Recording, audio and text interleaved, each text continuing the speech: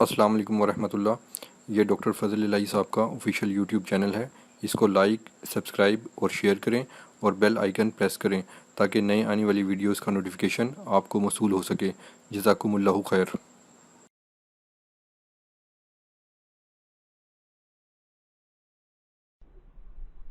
وكفى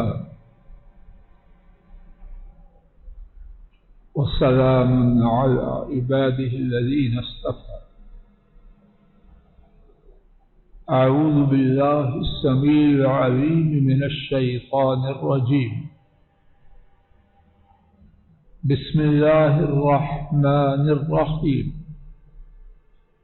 وأقيموا الصلاة وآتوا الزكاة واركعوا مع الراكعين۔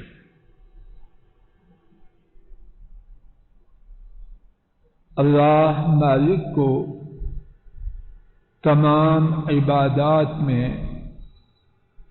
سب سے زیادہ پیاری عبادت نماز کا قائم کرنا ہے، اور نماز کے قائم کرنے کے حوالے سے بھی اللہ مالک نے اور نبی کریم صلی اللہ علیہ وسلم نے بار بار تاکید فرمائی ہے کہ نماز باجماعت ادا کی جائے۔ اس بارے میں کتاب و سنت میں بہت کچھ بیان کیا گیا ہے کہ نماز باجماعت ادا کرنا بہت بڑی نیکیوں میں سے ایک سر فہرست نیکی اور اسلام کے شعائر، اسلام کی علامات میں سے ایک علامت ہے۔ اس بارے میں بہت کچھ تو نہیں، اس کا ایک چوتھائی بھی نہیں، صرف 4 باتیں اللہ کی توفیق سے عرض کرنے کا ارادہ لے کے آیا۔ ان میں سے پہلی بات سورہ البقرہ آیت کریمہ نمبر 43 اللہ مالک نے فرمایا وَأَقِيمُوا الصَّلَاةَ، اور نماز کو قائم کرو، وَآتُوا الزَّكَاةَ، اور زکوٰۃ کو ادا کرو۔ 2 حکم دیے، اور یہاں بات کو روکا نہیں بلکہ فرمایا وَارْكَعُوا مَعَ الرَّاكِعِينَ، اور رکوع کرنے والوں کے ساتھ رکوع کرو۔ قاضی بیضاوی رحمہ اللہ نے لکھا یعنی جماعت کے ساتھ نماز ادا کرو۔ نوٹ فرمانا، نماز کے قائم کرنے کا حکم تو آ چکا، اب دوبارہ جو تیسرا حکم ہے وہ ہے کہ نہیں؟ اگر نماز کا جیسے ہو ویسے قائم کرنا کافی ہوتا تو اللہ تعالیٰ نے وَارْكَعُوا مَعَ الرَّاكِعِينَ کیوں فرمایا؟ کیا اللہ تعالیٰ بیکار حکم دیتے ہیں؟ معاذ اللہ۔ اقیموا الصلاۃ حکم نمبر 1، وآتوا الزکاۃ حکم نمبر 2، وارکعوا مع الراکعین اور جماعت کے ساتھ نماز پڑھو حکم نمبر 3۔ اگر کھوپڑی میں عقل اور سینے میں ایمان ہو تو باجماعت نماز کی اہمیت کے جاننے، پہچاننے اور ماننے کے لیے ایک یہ بات بہت کافی۔ انشاءاللہ ہم رب العالمین کی بات کو ماننے کا اقرار و اعلان کرتے ہیں، لیکن اپنے یقین کے اضافے کے لیے اور اپنے ایمانوں کی تجدید کے لیے اور زندگی بھر باجماعت نماز ادا کرنے کا ارادہ اور کوشش اپنے اندر پیدا کرنے کے لیے آئیے اپنے محدود وقت میں آج کی گفتگو کی دوسری بات سنتے ہیں، اور انشاءاللہ کوئی گزارش بغیر حوالہ کے اور کچی نہ ہوگی۔ امام ابو داؤد رحمہ اللہ نے حضرت عبداللہ ابن ام مکتوم رضی اللہ تعالی عنہ سے عرض کیا، امام ابو داؤد رحمہ اللہ نے حضرت عبداللہ ابن ام مکتوم رضی اللہ تعالی عنہ سے روایت کیا، انہوں نے رسول کریم صلی اللہ علیہ وسلم کی خدمت میں عرض کیا، یا رسول اللہ صلی اللہ علیہ وسلم، انا ضریر البصر والشاسع الدار ولی قائد لا یلازمنی، اے اللہ کے رسول صلی اللہ علیہ وسلم، میں آنکھوں کا اندھا ہوں، میرا گھر دور ہے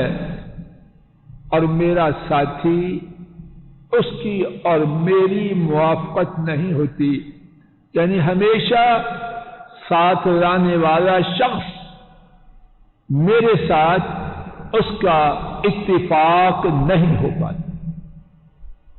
فَهَلْ تَجِدُ لِي رُخْصَةً أَنْ أُصَلِّيَ فِي بَيْتِي، کیا آپ میرے لیے اس بات کی اجازت پاتے ہیں کہ میں گھر میں نماز پڑھوں؟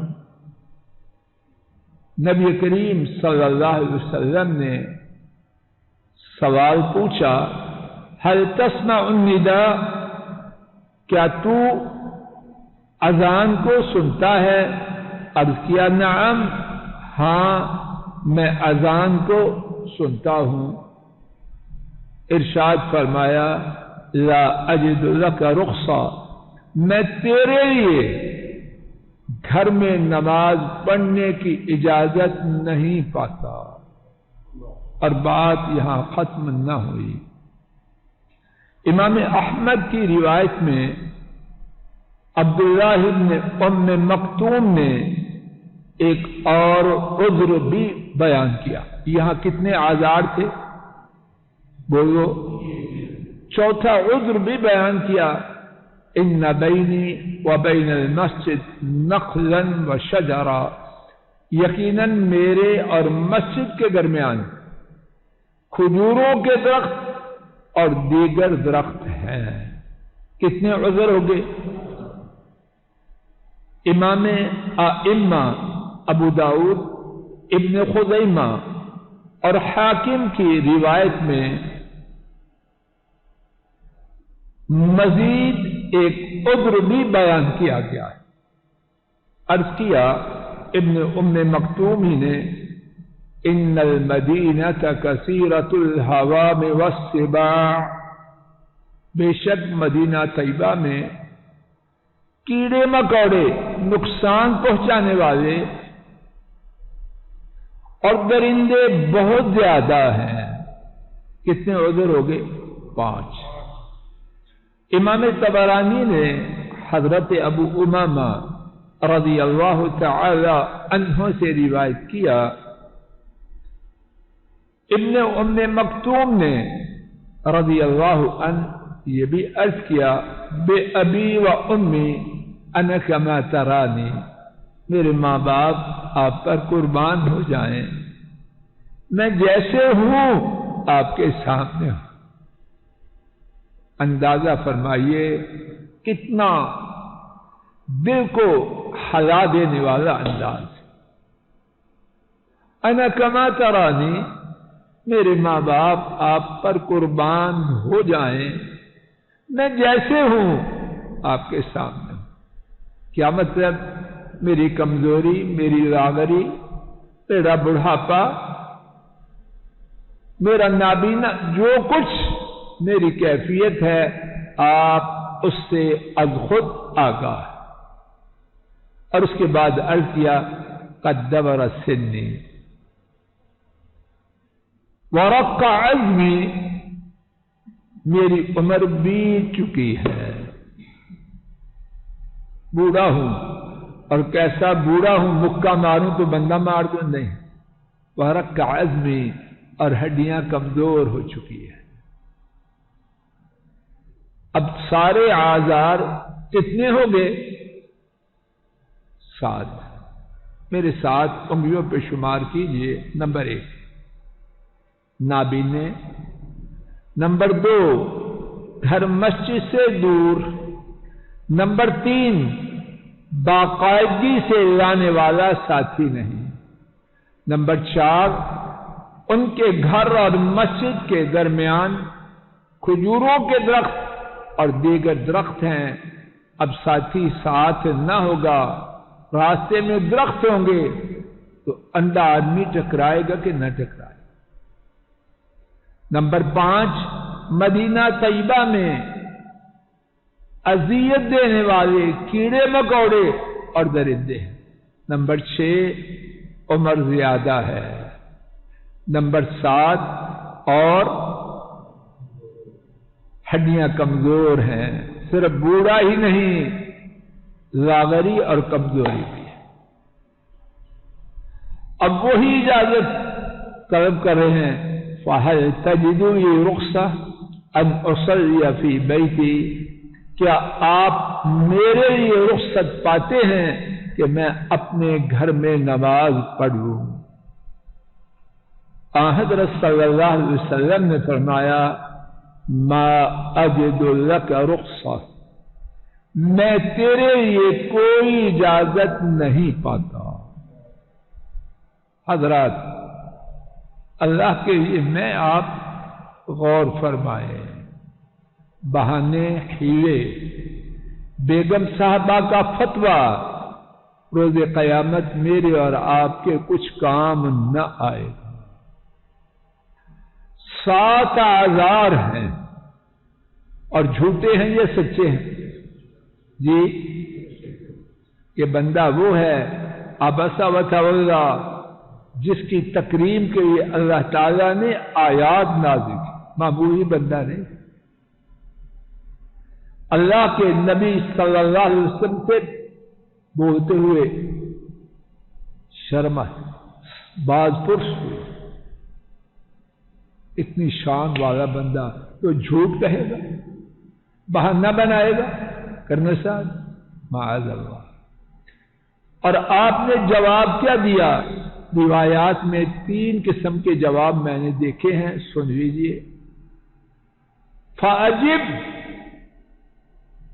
और इसमें कोई गुंजाइश है? दूसरे अल्फाज फ़तिहा, बाजमात नमाज के लिए आओ। और तीसरे अल्फाज फ़हय्यहलन, आओ और जल्दी आओ।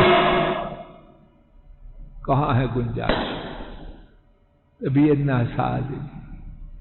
अभी रावलपिंडी में कोई कारोबारी फायदा हो, ज़ैद बेटा भागेंगे कि नहीं? रावलपिंडी नहीं, रवादी, लाहौर भी चले जाएंगे, कराची भी चले जाएंगे। डील हो रही है। बेगम कहती है तबीयत ठीक नहीं, कहती छोड़ बेवकूफ, इसको क्या पता है। वही बंदा है मकरो फरेब का पैकर, दगाबाज। बाजमात नमाज के लिए कुछ और दुनियावी मसलहतों के लिए कुछ और। मजीद तवज्जो फरमाइए, आपने क्या फरमाया? ला अजिदु लका रुख्सा, मा अजिदु लका रुख्सा, 2 किस्म के अल्फाज। ला ग्रामर की बात है, लेकिन नतीजा सब समझे। वह अच्छी समझ आ रही बेटा? ला नफी जिन्स का, जिस तरह ला इलाहा। रुख्सा, मलिसा समझ आ रही है? रुख्सा, इसमें नकिरा कामन ना हो। जब कहते हैं ला इलाहा, किसी इलाह की, किसी माबूद की गुंजाइश रहती है। जवाब दो जोर से। ला, नफी जिन्स का, जिस तरह ला इलाहा। रुख्सा, इसमें नकिरा कामन ना हो। जब कहते हैं ला इलाहा, किसी इलाह की, किसी माबूद की गुंजाइश रहती है। जवाब दो जोर से। ला, नफी जिन्स का, जिस तरह ला इलाहा। रुख्सा, इसमें नकिरा कामन ना हो। जब कहते हैं ला इलाहा, किसी इलाह की, किसी माबूद की गुंजाइश रहती है। जवाब दो जोर से। لا اجد لک رخصہ، اب اجازت کہاں سے نکالیں گے؟ جی بیمار ہو، کوئی بات نہیں، بیمار ہو دیکھ لے، اگر دنیاوی کام کے لیے بھی نہیں جا سکتا تو مسجد میں بھی نہ آ، بلی کی طرح دوڑ لگائے رہے، اور نماز کی طبیعت بڑی ناساز ہے، پیناڈول گولی ہے، کہانیاں مکر و فریب کی، اور دوسرے الفاظ ما اجد لک رخصہ، وہی مانا، اور پھر اللہ اکبر، یہ اجازت کن سے طلب کی جا رہی ہے؟ ہمارا ایمان ہے ارحم الراحمین کے بعد پوری کائنات میں سب سے زیادہ شفقت والی، سب سے زیادہ پیار والی شخصیت کون ہے؟ وما ارسلناک الا رحمۃ للعالمین۔ تیسری دلیل، امام بخاری رحمہ اللہ نے حضرت ابو ہریرہ رضی اللہ تعالی عنہ سے روایت کیا، نبی کریم صلی اللہ علیہ وسلم نے فرمایا والذی نفسی بیدہ لقد حممت ان آمر بحطب فیحتب ثم آمر بالصلاة فيؤذن لها ثم آمر رجلا فيؤم الناس ثم أخالف إلى رجال فأحرق عليهم بيوتهم۔ ارشاد فرمایا اس ذات کی قسم جس کے ہاتھ میں میری جان ہے، یقیناً یقیناً، اور اللہ کی توفیق سے ٹوٹی پھوٹی کوشش ہے ٹھیک ٹھیک ترجمہ کے قریب پہنچو، اس ذات کی قسم جس کے ہاتھ میں میری جان ہے، یقیناً یقیناً میں نے پختہ ارادہ کیا ہے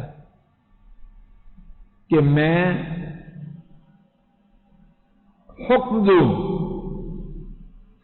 ایندھن جمع کرنے کا، اور اس ایندھن کو ٹکڑے ٹکڑے کیا جائے، پھر میں حکم دوں نماز کا، اس کے لیے اذان دی جائے، پھر میں حکم دوں ایک شخص کو کہ وہ جماعت کروائے، پھر میں ان لوگوں کی طرف جاؤں جو نماز کے لیے مسجد میں نہیں آتے، اور انہیں اچھی طرح ان کے گھروں کے سمیت جلا دوں۔ اب اس حدیث شریف کے حوالے سے انگلیاں نکال کے میرے ساتھ کچھ باتیں شمار کیجیے۔ نمبر 1، والذی نفسی بیدہ، آپ صلی اللہ علیہ وسلم نے قسم کھائی، اس ذات کی قسم جس کے ہاتھ میں میری جان ہے۔ آپ قسم نہ بھی کھائیں تو بات غلط ہو سکتی ہے، بولو قریشی صاحب، تو جب قسم کھائیں تو پھر، اور جو بدبخت پھر بھی نہ مانے وہ بدبخت ہے یا نیک بخت؟ نمبر 2، لقد، لا انڈیڈ، یقیناً، اس کو کہتے ہیں لام توکید، آپ کی بات کی سچائی کے لیے تاکید کہنے کی ضرورت ہے۔ نمبر 3، قد، پھر یقیناً، لا الہ الا اللہ، اس ذات کی قسم جس کے ہاتھ میں میری جان ہے، یقیناً یقیناً، حممت، نمبر 4، ایک ہوتا ہے ارادہ، ایک ہے ہم، پختہ ارادہ، پختہ ارادہ۔ آپ ارادہ بھی کہہ دیں تو آپ کا ارادہ کچا ہوگا، ہماری طرح ہے۔ میں نے پختہ ارادہ کیا، کس بات کا؟ ایندھن کو جمع کیا جائے، رحمت دو عالم فرما رہے. جابر ظالم معاذ اللہ، صفاق خوخار معاذ اللہ یہ لفظ بولتے ہوئے بھی ان کی بات کرتے ہوئے شرم آتی، لیکن سمجھانے کے لیے. سراپا رحمت مجسمہ شفقت فرما رہے. کیا کروں؟ ایندھن کے جمع کرنے کا حکم دوں. پانچویں بات تو کیا کیا جائے؟ فیحتب، حافظ ابن حجر بیان کرتے ہیں اس ایندھن کے اچھی طرح ٹکڑے کیے جائیں. دیہات والے لوگ زیادہ جانتے ہیں جب لکڑیاں چھوٹی چھوٹی ہوں تو آگ جلدی لگتی ہے یا بڑی کو زیادہ لگتی ہے؟ ابن حجر، حافظ ابن حجر بیان کرتے ہیں ٹکڑے ٹکڑے کیے جائیں تاکہ جلدی آگ بھڑک جائے. نمبر 6، میں ایک شخص کو امام بنا کے خود چلا جاؤں تو کیا کروں؟ فَأُحَرِّقْ، میں ایک ہے احرق اور یہاں کیا ہے بولو رے، اس کو ڈبل سن رہے ہیں شدہ. فَأُحَرِّقْ، جس طرح لفظ میں زور ہے اسی طرح آگ میں زور ہے تو اچھی طرح جلا، صرف جلانا نہیں اچھی طرح جلاؤں. کن کو؟ ان کو. یہ کتنا نمبر ہے؟ 7. کن کو جلاؤں؟ ان کو، اور بس نہیں. فَأُحَرِّقْ عَلَيْهِمْ بُيُوتَهُمْ، ان کو اور ان کے گھروں کو. عقوبت جسمانی بھی ہے اور عقوبت مالی بھی ہے. مالی سزا بھی ہے، جسمانی بھی ہے. اور سزا، دونوں سزائیں دیکھیں چھوٹی ہیں یا بڑی. مکان کا جلانا، مکان کا جلانا، کسی کے پاس 100 کا نوٹ ہو جل جائے تو سارا دن اس کا افسوس رہتا ہے کہ اور 5000 کا ہو. اگر پورا گھر ہو تو پورے گھر میں کچھ چیزیں چھوڑ دے گیا اور 7 بندے جسمانی اور مالی دونوں عذاب. اور دینے والے کون؟ رحمت دو عالم صلی اللہ علیہ وسلم.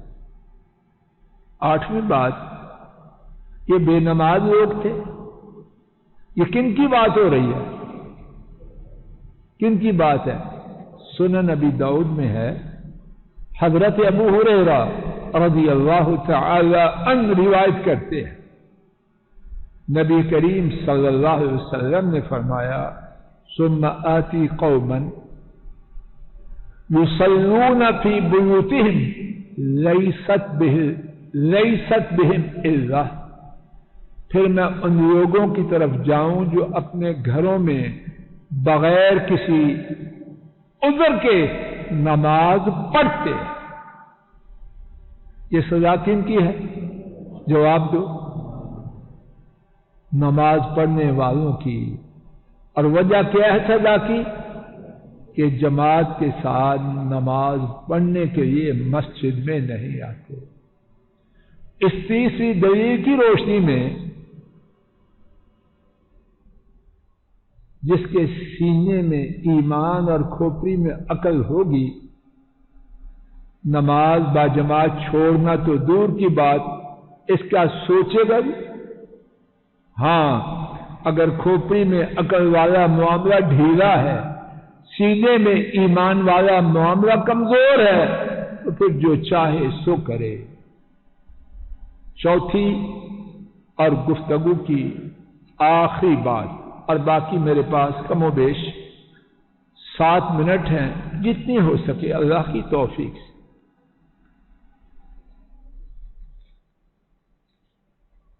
امام بخاری عبیداللہ بن عبداللہ بن عتبہ، امام بخاری عبیداللہ بن عبداللہ بن عتبہ رحمہ اللہ سے روایت کرتے ہیں، انہوں نے ام المؤمنین عائشہ رضی اللہ تعالی عنہا سے عرض کیا کیا آپ مجھے رسول اللہ صلی اللہ علیہ وسلم کی آخری بیماری، یعنی وہ بیماری جس کے بعد اللہ کے رسول صلی اللہ علیہ وسلم دنیا سے روانہ ہو گئے، کیا آپ مجھے اس بیماری کے بارے میں نہ بتلائیں؟ ام المؤمنین نے فرمایا کیوں نہیں؟ پھر انہوں نے بیان شروع کیا کہ جب نبی کریم صلی اللہ علیہ وسلم بیمار ہوئے تو آپ نے پوچھا کیا لوگ نماز پڑھ چکے؟ ہم نے عرض کیا محترم قریب ہو جائے، شہید صاحب قریب ہو جاؤ بیٹا، قریب ہو کے بیٹھو، چھوڑ دو موبائل۔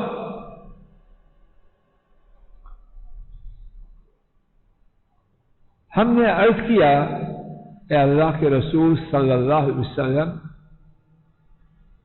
لوگوں نے نماز نہیں پڑھی، وہ آپ کے انتظار میں بیٹھے ہیں، یعنی تشریف لائیں اور انہیں جماعت کروائیں۔ حضرت صلی اللہ علیہ وسلم نے فرمایا میرے لیے بڑے برتن میں پانی رکھو، پانی رکھا گیا۔ حضرت صلی اللہ علیہ وسلم نے غسل فرمایا، ارادہ کیا اٹھیں اور مسجد میں جا کے جماعت کروائیں۔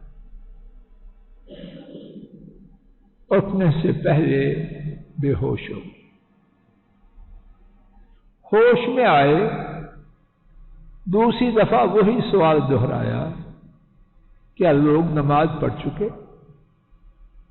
اما عائشہ نے بیان کیا ہم نے عرض کیا نہیں۔ حضرت صلی اللہ علیہ وسلم نے دوبارہ فرمایا میرے لیے بڑے برتن میں پانی رکھو، پانی رکھا گیا، آپ نے دوسری مرتبہ غسل فرمایا۔ حضرت صلی اللہ علیہ وسلم نے دوسری مرتبہ ارادہ کیا اٹھیں اور مسجد میں جا کے جماعت کروائیں۔ روانگی سے پہلے پھر بے ہوش ہو گئے۔ ہوش میں آنے کے بعد تیسری مرتبہ وہی سوال کیا کیا لوگوں نے نماز پڑھی؟ جواب میں عرض کیا گیا نہیں، لوگ آپ کا انتظار کر رہے ہیں۔ نبی محترم صلی اللہ علیہ وسلم نے تیسری مرتبہ حکم دیا بڑے برتن میں پانی رکھو،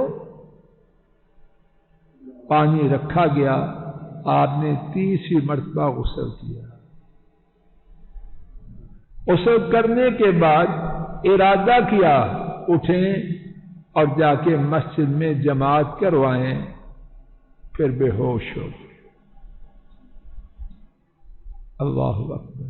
میں آپ جماعت چھوڑتے وقت انہی کی امت کے دعوے دار ہیں، انہی کے حوض کوثر میں جانے کے خواہش مند ہیں، مجھے شرم نہ آئے؟ خواہش یہ رکھوں اور ان کے اسوہ حسنہ سے اتنی دور رہوں، مجھے کچھ شرم نہ آئے؟ تیسری مرتبہ غسل کے بعد جب بے ہوش میں آئے، چوتھی مرتبہ وہی سوال کیا لوگ نماز پڑھ چکے؟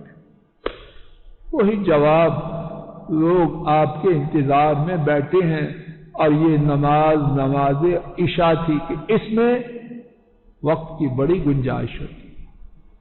اب کیا ہوا؟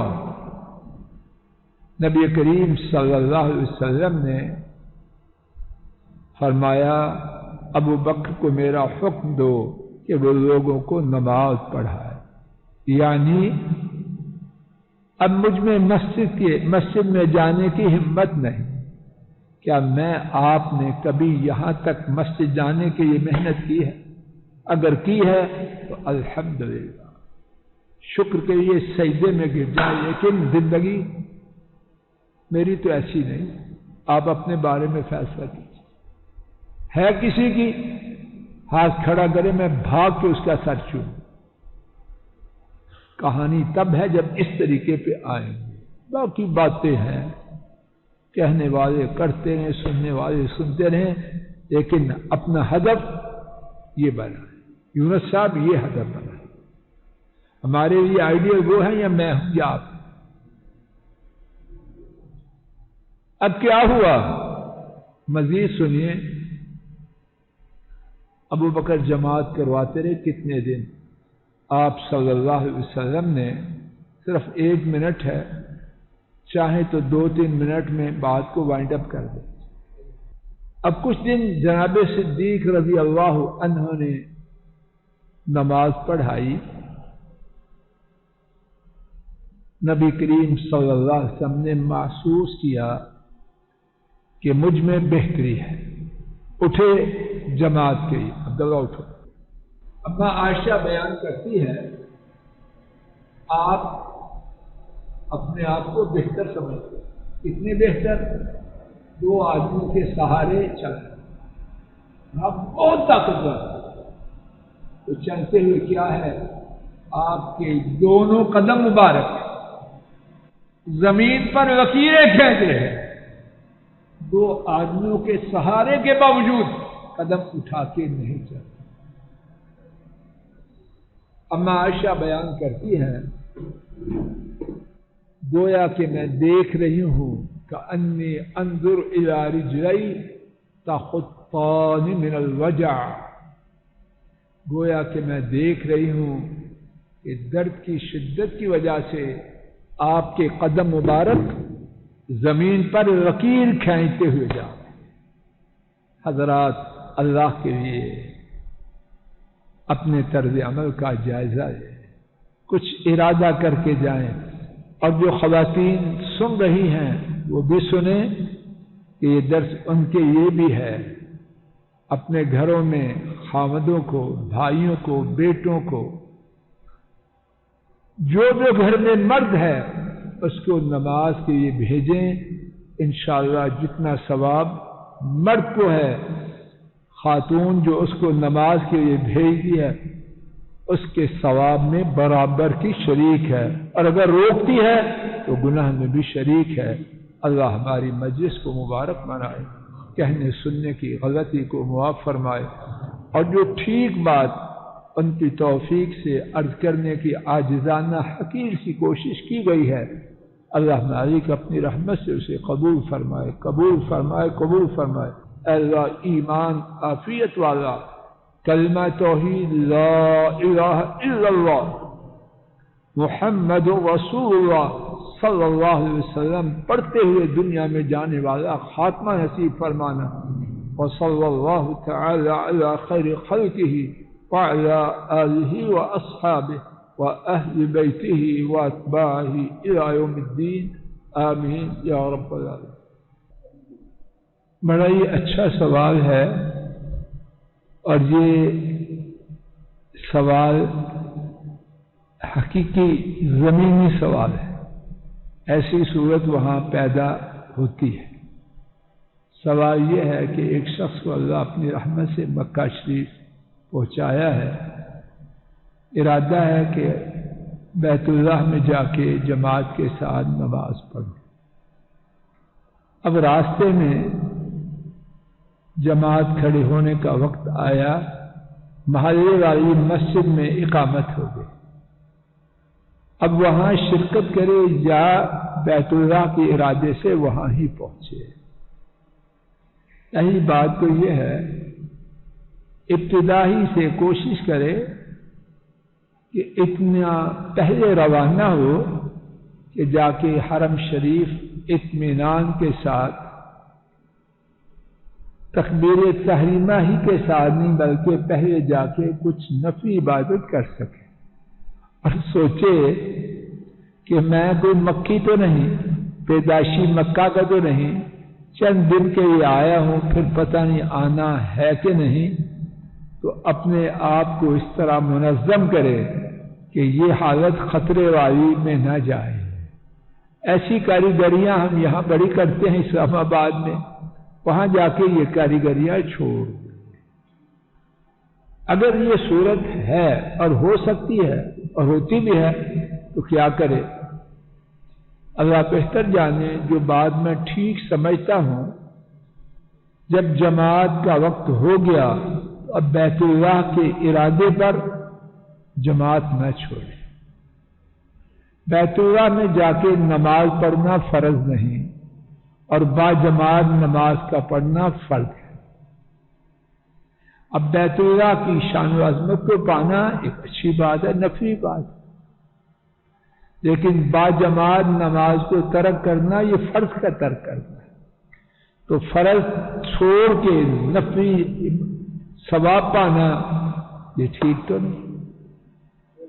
ایک اور بات یہ ہے، اگر اس کا ارادہ ٹھیک تھا اور اس کے لیے کوشش بھی ٹھیک تھی، لیکن بلا اختیار بر وقت نکلا، دوبارہ وضو کی ضرورت ہو گئی، کوئی ٹھوکر لگ گئی، کوئی ایسا راستہ بند ہو گیا، تو پھر انشاءاللہ پہلی بات تو یہ پکی ہے، با جماعت نماز کا یہاں وقت ہو جائے، مکہ بیت اللہ جا کے پڑھنے کی نیت سے قدم نہ اٹھا، وہیں رک جائے۔ لیکن اگر اس کی اپنی کوشش میں کوئی خلل اور کوتاہی نہ تھی اور وہ بغیر ارادے کے لیٹ ہو گیا، تو انشاءاللہ وہ جماعت کا ثواب بھی پائے گا اور بیت اللہ جا کے نماز پڑھنے کا ثواب بھی پائے۔ ایک اور بات، ایک نماز کے بدلے میں لاکھ نماز کا ثواب، اس بارے میں ایک رائے یہ ہے کہ یہ صرف مسجد حرام ہی میں ہے۔